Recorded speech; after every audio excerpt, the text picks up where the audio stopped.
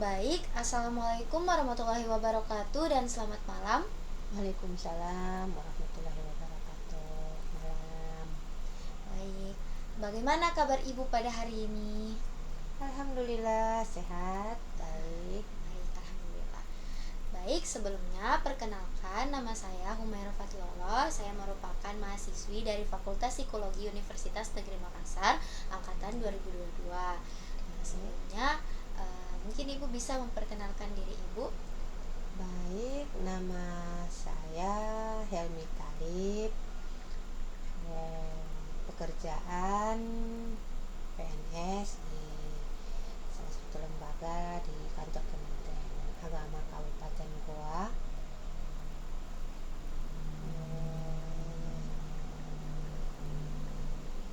Mungkin umur ibu berapa sekarang? Kalau umur alhamdulillah masuk 45 ya, 45 tahun. Nah, Baik, kemarin seperti yang ibu tahu, saya sudah mewawancarai salah satu dari kerabat ibu. oke. Nah, tujuan saya untuk melakukan wawancara ini guna untuk melakukan cross check atau menindaklanjuti apa yang telah saya wawancara kemarin. Jadi saya ingin menggali informasi lebih dari ibu, dari pandangan ibu selama ini kepada kerabat ibu yang kemarin saya wawancarai. Oke. Sebelumnya, saya meminta kesediaan ibu kurang lebih 30 menit untuk melakukan sesi wawancara ini. Apakah ibu bersedia? Insya Allah siap. Baik. Siap. Dan saya juga meminta izin kepada ibu untuk merekam serta merekam suara ibu agar agar dapat membantu saya untuk menyusun laporan yang akan saya buat. Oke. Baik, terima kasih sebelumnya. Nah, sebelumnya saya ingin bertanya, ibu ada hubungan apa sih dengan kerabat yang ibu yang kemarin saya wawancarai tersebut? Hubungannya cukup dekat karena dia ponakan saya. Baik, ponakan. Ponakan saya sama ibunya saudara. Jadi ibu dengan ibu dari yang kemarin itu bersaudara Iya, ya. ya. Jadi sangat dekat ya Ya, rupanya. dekat. Baik. Kalau begitu, apakah ibu mengikuti perkembangan ponakan ibu yang kemarin, mungkin perkembangan dari sewaktu kecil sampai dengan sekarang? Iya, dia termasuk ponakan saya yang dekat karena dia dari lahir sudah saya urus, sempat saya urus. Jadi untuk perkembangannya dari kecil sampai sekarang ya saya tahulah. Mungkin bisa ibu ceritakan bagaimana perkembangan ponakan ibu ini dari kecil, mungkin dari segi fisik atau mungkin dari segi perlakuan atau sikapnya. Dia termasuk anak yang cerdas ya. Waktu kecil dia anaknya lincah, tidak bisa diam. Jadi selalu apa yang dia ingin tahu selalu dia bertanya. Nah, anaknya periang, suka ada humorisnya juga, suka bikin orang ketawa, terus agak-agak apa ya, agak-agak nyeleneh sedikit juga anaknya lah gitu itu anaknya. Nah, untuk sampai ke tahap sekarang dia cukup ya, karena kan dia kan kalau mau dibilang dia itu dari kelas 6 SD itu sudah pisah sama orang tuanya. Bukan pisah karena apa, cuma dia kan melanjutkan sekolahnya. Mungkin kalau anak-anak yang lain mungkin nanti kuliah baru mereka pisah sama orang tuanya, tapi dia kasihan tidak. Jadi dia dari kelas 6 SD, selesai kelas 6 SD dia, orang tuanya kan di Maluku, di Ambon. Berangkatlah dia ke Makassar untuk melanjutkan sekolahnya ke jenjang SMP. Nah, dan dia itu pun semua itu tidak lepas dari tanggung jawab saya, karena kan ibunya memberikan tanggung jawab kepada saya untuk memilih tempat atau pesantren yang mana yang harus dia masuk. Nah, maka saya mendapatkan itu pun saya survei dulu ya tempatnya. Saya survei tempatnya, apakah memang ini bagus untuk dia. Dan alhamdulillah dapat, di orang tuanya juga menyetujui. Nah, makanya saya memasukkan dia ke pesantren. Dan dalam di pesantren ini pun dia di spesifik lagi, dia cuma menghafal. Jadi dia menghafal Al-Qur'an.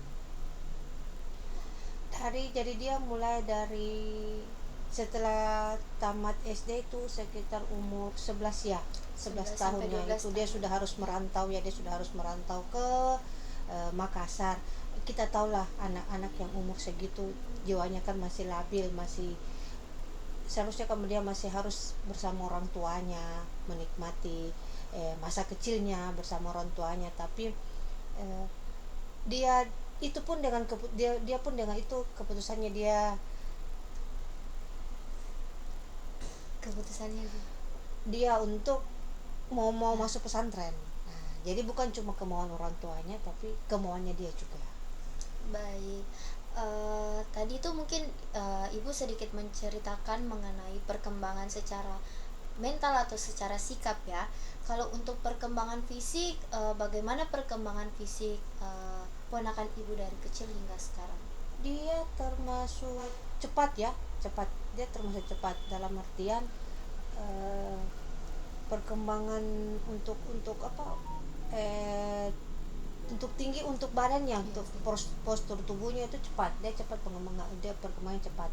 Bahkan untuk sampai ke tahap sekarang itu dia eh, fisiknya bukan bilang anak SMP, mungkin sudah anak SMA lah fisiknya, untuk cepat pertumbuhannya untuk kalau masalah fisik.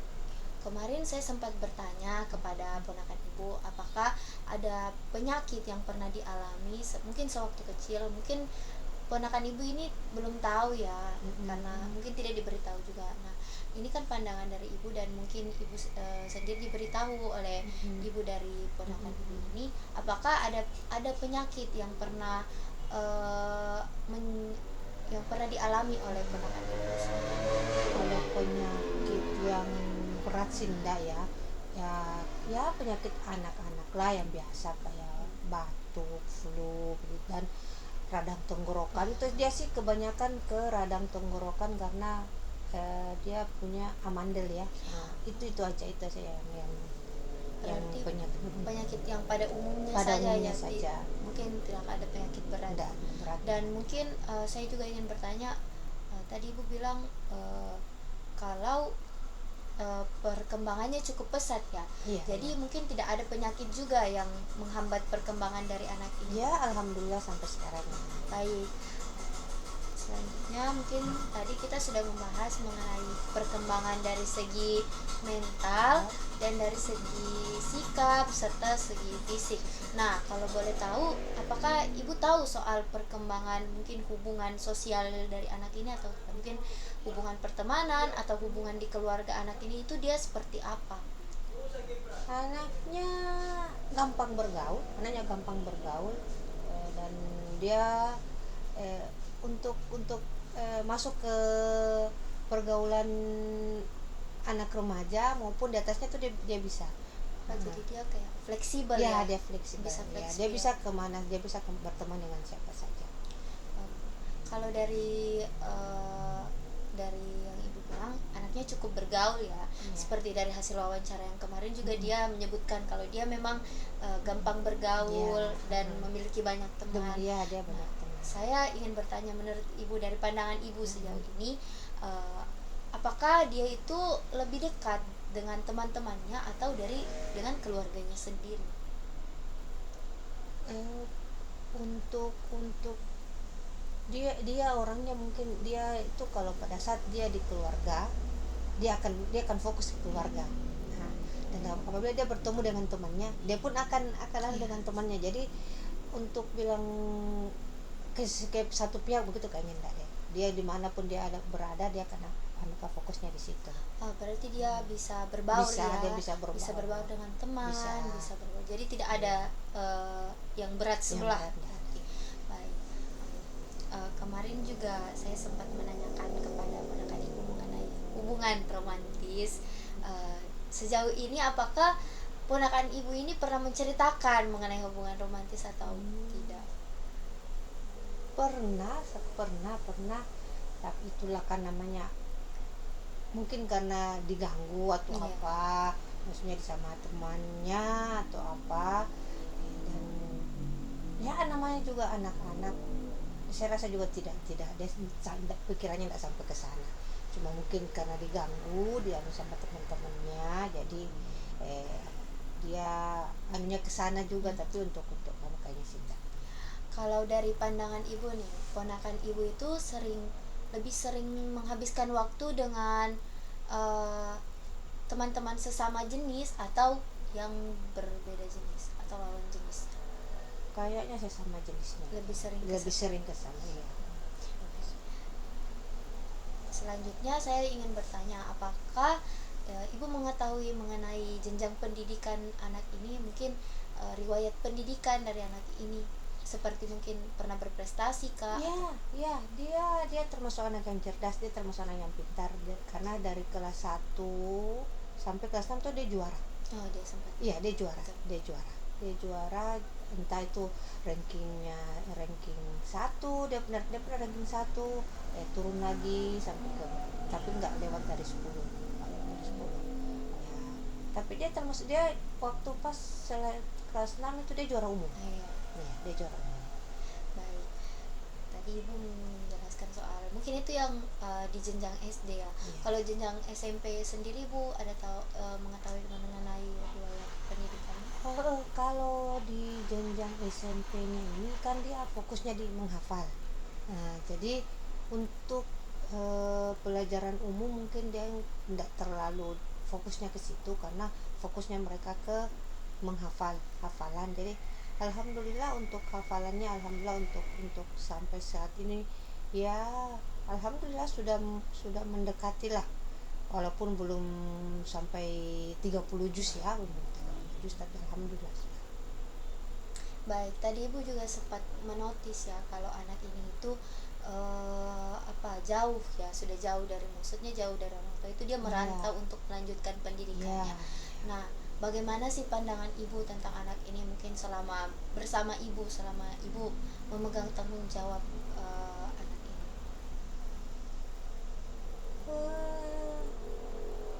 Anaknya mungkin karena umurnya bertambah, otomatis sifatnya juga berubah, sikapnya juga berubah. Kesininya dia agak-agak pendiam sih, agak-agak pendiam. Mungkin karena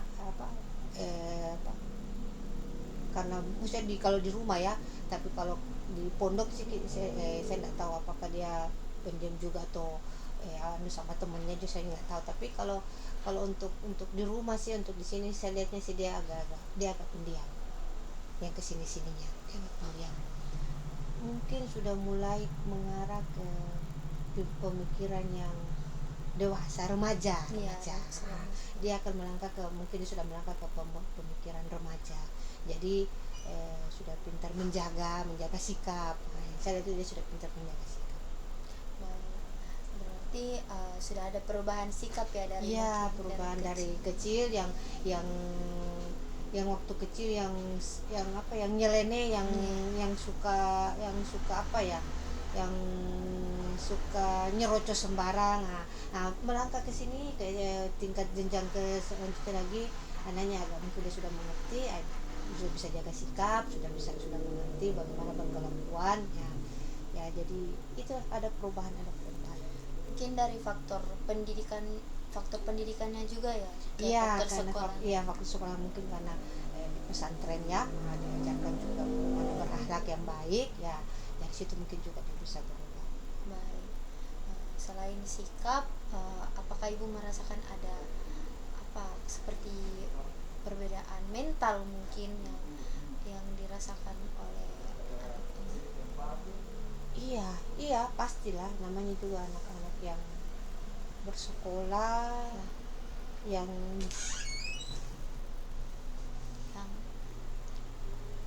bersekolah, yang jauh dari orang tua, otomatis kan mental atau sikap kan akan berubah.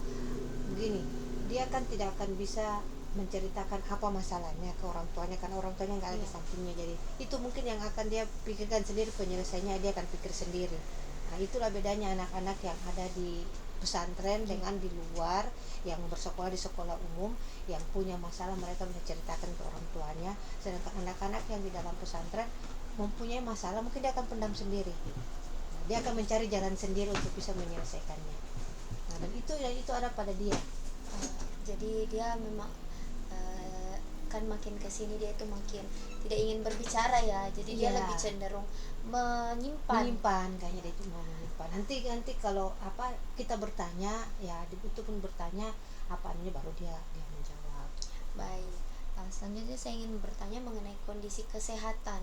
Ya. Ya, selama selama ponakan ibu ini berada di pondok, bagaimana sih kondisi kesehatannya? Ya agak, ya mungkin juga namanya juga apa ya, anak-anak yang otomatis kegiatannya kan banyak.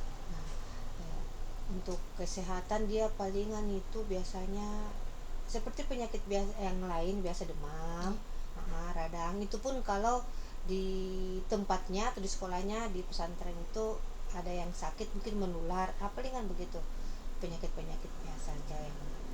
Yang lain sih ya tidak terlalu anu lah. Baik. Tadi kan ibu menyebutkan kalau dia itu pendiam dan dia cenderung lebih suka menyendiri ya. Kemarin saya sempat bertanya apakah dia sempat merasakan stres karena pendidikannya atau tidak. Menurut ibu, sepenglihatan ibu, apakah hal tersebut ditunjukkan oleh dia, mungkin mungkin bukan secara verbal tapi secara non verbalnya mungkin ibu bisa merasakan itu atau ya? Iya,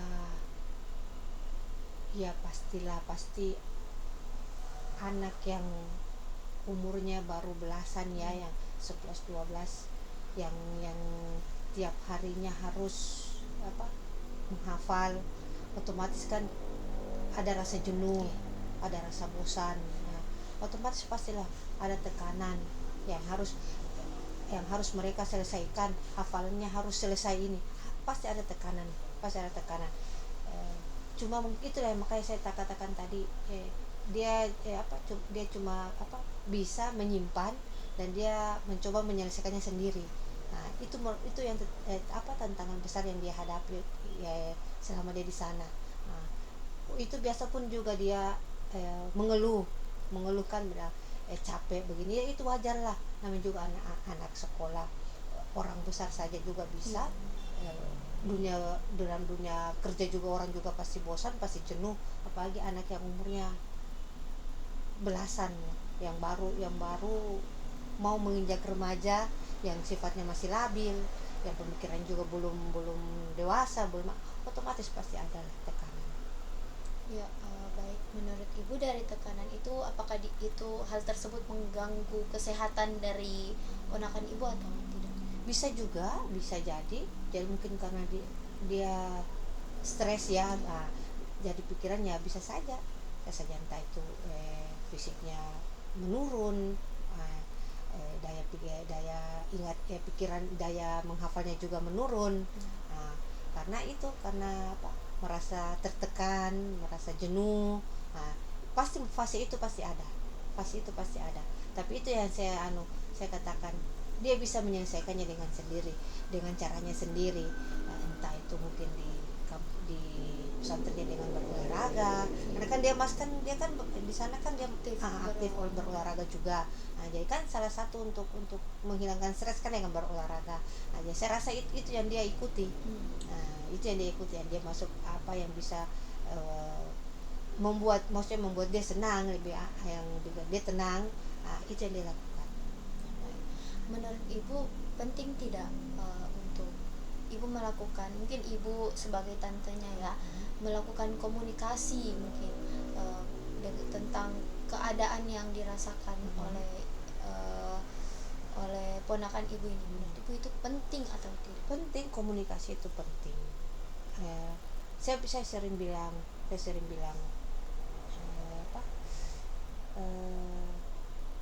apa yang kau kerjakan sekarang mungkin kau belum lihat hasilnya, tapi itu akan ke depannya akan ada hasilnya.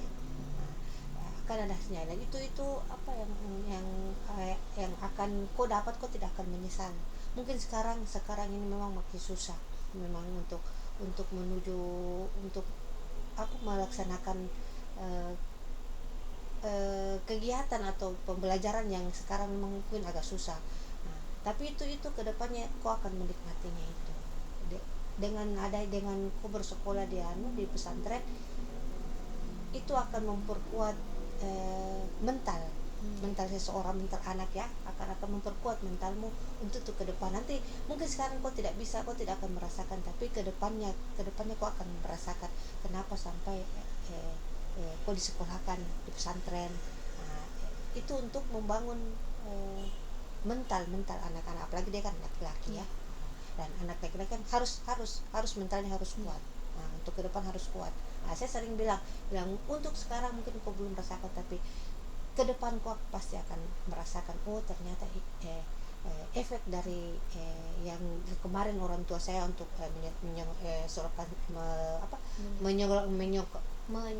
menyekolahkan saya di pesantren, inilah inilah hasilnya. Berarti penting ya. Nah, menurut ibu, apakah ini mungkin anak ini mungkin tidak cukup terbuka ke ibu sendiri mungkin? Ya, kalau mungkin ke saya tidak, tapi ke orang tuanya. Itu yang ingin saya tanyakan, apakah dia cukup terbuka Ya, dengan kalau orang sama tua? orang tuanya dia terbuka ke orang tuanya. Karena kan yang selama ini pun dia tetap berkomunikasi sama orang tuanya. Jadi apa-apa yang kendala apa pasti saya diberitahu sama orang tuanya. Apa kendalanya saya pasti juga tahu. Berarti ibu bisa dikatakan sebagai mungkin perpanjangan tangan dari orang tuanya ya? Iya, karena kan orang tuanya jauh, jadi apa yang dia mau atau apa dia kan sampaikan ke orang tuanya. Nah, nanti orang tuanya sampaikan ke saya, baru saya yang melanjutkan ke dia. Selanjutnya mungkin saya juga ingin bertanya mengenai em, eh, pengalaman, apa sih pengalaman dari anak ini tentang sekolah, mungkin sekolah yang sekarang ya. Mungkin ibu ada tahu soal pengalaman yang mungkin entah itu berhubungan dengan mental, mungkin dia pernah sempat pura-pura sakit kah atau bagaimana, atau mungkin ibu mengetahui pas dia masuk pesantren itu dia itu bagaimana, apakah ibu tahu atau Kalau pura-pura sakit selama ini sih nggak pernah. Karena itu pun kalau dia sakit dan parah baru baru. dipulang, ya boleh dipulangkan. Nah, tapi kalau untuk pura-pura sakitnya itu mungkin di pesantrennya kita nggak tahu ya, nggak tahu itu mungkin di sana yang tahu ya gurunya. Kalau tapi selama ini sih gurunya tidak pernah ada keluhan, tidak bahwa dia pura-pura sakit juga tidak ada. Nah, nanti dia sakit dan dipulangkan itu kalau memang di pesantren sudah tidak bisa tangani, nah baru saya diinformasikan bang mungkin bisa dijemput, baru saya menjemput. Tapi kalau untuk selama ini 3 tahun ini tidak pernah ada bilang dia pura-pura sakit atau tidak ada. tadi kita juga membahas soal selain kesehatan mental. Nah, kalau menurut ibu, seibu yang lain ini, apakah anak ini sempat mengalami gangguan tidur atau tidak? Kalau dia pulang ke rumah, dia tidur terus sih, iya kebanyakan tidurnya mungkin karena di pesantren mungkin kegiatannya terlalu banyak, jadi untuk tidurnya mungkin tidurnya tidak terlalu efisien. Nah, jadi mungkin kalau dia pulang ke rumah itu dia kebanyakan tidur. Nah, dan saya rasa sih kalau mungkin gangguan tidur kayaknya enggak deh, karena kalau gangguan kan bisa kan jadi penyakit. Tapi ini kan selama ini kan tidak pernah ada. Berarti dia tidak termasuk susah tidur ya? Tidak, kayaknya dia tidak termasuk susah tidur. Baik. Tergantung anaknya sih. Kalau pulang ke rumah kan kebanyakan ya mungkin karena eh, baru main HP. iya dia baru dapat HP. Jadi itu biasanya sih sampai jauh malam sih. Jauh malam juga, tapi kan tetap tidur juga, tidak bermasalah sih kalau Ya, masalah mungkin masalah gangguan tidur ya, iya. dia tidak. Nah, kalau untuk kecemasan sendiri, apakah ibu pernah melihat anak ini mengalami cemas yang berlebihan? Iya, iya, dia kalau setiap pulang tuh ya, setiap pulang atau kalau dapat izin untuk pulang ke rumah, dan untuk balik itu kayak dia mengulur-ulur waktu begitu untuk bisa untuk keluar dari rumah untuk kembali ke pondoknya. Ya, mungkin karena mungkin dia diberikan waktu cuma sehari atau 2 hari ya, dia masih mau dulu istirahat, masih mau mungkin jalan kemana, tapi belum, tidak sempat karena harus balik. Itu yang biasanya yang saya lihat, kayak kayak apa ya, waduh, eh, sampai di pondok ini aktivitas mulai lagi ya, rutinitasnya sama. ya sama lagi kayak kemarin, padahal ini kita baru 1 hari istirahat, baru 1 hari, belum puas kan, belum puas harus balik lagi. Kayaknya itu sih kecemasannya itu, kecemasan. Tapi kalau sudah kembali kayaknya sudah aktivitas kembali dengan teman-teman, saya rasa itu sudah hilang. Itu kan cuma ya karena kan mungkin merasa karena belum puas aja, belum puas untuk istirahat, harus balik kembali ke pesantren. Berarti itu kayak dia ada kecemasan untuk menghadapi apa yang akan dilakukan lagi ya di pesantren. Ya, mungkin untuk awal, tapi kalau sudah berbaur kembali, itu pasti sudah tenang lagi, sudah seperti biasa lagi. Baik. Itu kan setelah dia sudah lama ya di pesantren. Iya. Nah, untuk pas mau masuk pesantren, apakah ibu pernah melihat kayak Ya. kecemasan yang berlebihan? Iya, itu karena kan dia belum mengerti, dia kan tidak tahu bagaimana tuh situasinya di sana, dan dia bertemu juga dengan teman-teman baru, dia kan belum tahu, belum kenal. Jadi otomatis pasti dia merasa merasa apa, cemas di sana kan bagaimana. Iya kan. Selama ini kan dia kan tempatnya kan dia tidak tahu bagaimana, nanti kan kesini baru dia tahu, oh ternyata lingkungannya begini, ternyata begini. Pastilah ada kecemasan, saya bisa tidak ikuti kegiatan di sini, saya bisa enggak, pasti ada. Dan dia kan awal-awal kan sempat menangis, itu 1 bulan itu masih sedih, masih harus, baru kan namanya anak-anak bisa sama orang tua yang baru untuk pertama kalinya dia pisah, otomatis ya pasti sedihnya ada. Berarti sejauh ini menurut ibu dari awal-awal saja ya yang dia Ya, tidak rasa nyaman. iya, gitu. iya. Mungkin setelah itu dia sudah mulai Iya, berbaur, sudah kenal, sudah teman, sudah banyak, Iya. sudah kenal dengan yang lain, terus aktivitasnya juga dia sudah tahu, sudah yang harus dia berbuat apa setiap hari ya, otomatis mungkin dia sudah terbiasa ya. Ya, kalau saya bisa tangkap juga mungkin dari segi bahasa juga ya, karena Iya, itu juga satu juga ya. Karena kan bahasa yang dia kan dari Maluku, dari Ambon, otomatis untuk ke sini dan bertemu dengan teman baru, otomatis itu mungkin dia agak pendiam juga. Dia mungkin belum bisa berbaur ya. Dia harus menyamakan dulu bahasanya. Tapi setelah kesini kayaknya sudah tidak deh. mungkin dia diamnya itu untuk melihat Melihat ya, dulu, seperti melihat situasi bagaimana. mengobservasi terlebih dahulu Iya, lingkungan baru yang akan Iya. dia lalui. Setelah itu baru dia coba. Iya, dia mencoba untuk bersosialisasi dengan teman-temannya. Baik. Untuk ini mungkin pertanyaan terakhir yang saya ajukan kepada ibu. Menurut ibu, apakah ibu sendiri ada mungkin tips untuk agar ponakan ibu ini tidak merasa cemas atau stres, atau ibu sempat memberikan tips kepada ponakan ibu? Saya selalu bilang, untuk sampai ke tahap sekarang ya, tahap untuk tidaklah mudah, tidak mudah. Satu saja, ingatlah bagaimana pengorbanan orang tuamu, kan? Bagaimana besar biaya yang dikeluarkan untuk kamu. Apapun yang kau mau, apapun yang kau minta, pasti orang tuamu kasih. Itu saja, ingat saja itu. Terus yang saya bilang, yang saya sampaikan juga, bilang sekarang enak, menikah, tidak sama dengan yang dulu. Kau termasuk anak yang beruntung, karena mempunyai orang tua yang walaupun jauh tapi keluarga ada dia. Ada pun anak-anak temanmu di sana pasti ada orang tuanya juga jauh dan tidak ada keluarganya di sini. Apapun yang mereka mau, pasti Tidak, sulit. iya. Tapi kalau kau kan tidak, apa yang kau mau hari ini, kau mau pasti, apa yang kau pasti ada. Itu yang harus kau syukuri, itu yang harus kau apa yang selalu kau ingat itu. Masih ada yang lebih susah daripada kau.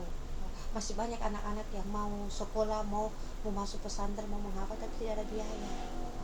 Itu yang selalu saya anukan ke dia, dan kau harus bersyukur karena untuk sampai ke tahap ini apa sudah terlalu panjang prosesnya dan kok ada anak yang beruntung untuk bisa sampai ke sini, untuk orang yang beruntung. Ya, mungkin itu juga yang menguatkan ponakan ibu ya sampai bisa bertahan selama 3 Iya. tahun. Itu bukan waktu yang sebentar ya. Bukan waktu yang sebentar, Ya, bukan waktu yang apa ya, yang dimana maksudnya waktu yang dia sendiri saja, dia sendiri yang harusnya mungkin dia masih senang dengan orang tuanya, berkumpul dengan orang tuanya, dengan adiknya apa, tapi karena harus bersekolah, maka dia keluar dari rumahnya. Itu yang mungkin dia rasa apa ya, kalau saya pikir anak yang umurnya masih 11 tahun dan pisah sama orang tua, itu saya tahu pasti sedihnya, pasti sedihnya. Masalahnya kalau dia mau keluar pun, maksudnya anggap dia keluar dari pesantren, dia tidak ketemu sama orang tuanya. Itu dia ketemu sama orang tuanya mungkin nanti berapa bulan, setahun sekali kah, atau nanti dia libur baru dia pulang, baru dia ketemu sama orang tuanya. Ya pastilah, namanya juga anak-anak, orang besar saja juga sedih ya.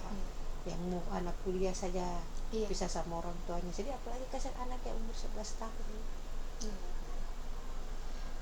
Baik, mungkin itu saja sesi wawancara kita pada hari ini. Terima kasih banyak Ibu sama-sama. atas waktunya yang sudah disempatkan, dan jawaban dari Ibu itu betul-betul sangat membantu saya untuk melanjutkan laporan saya mengenai ponakan Ibu.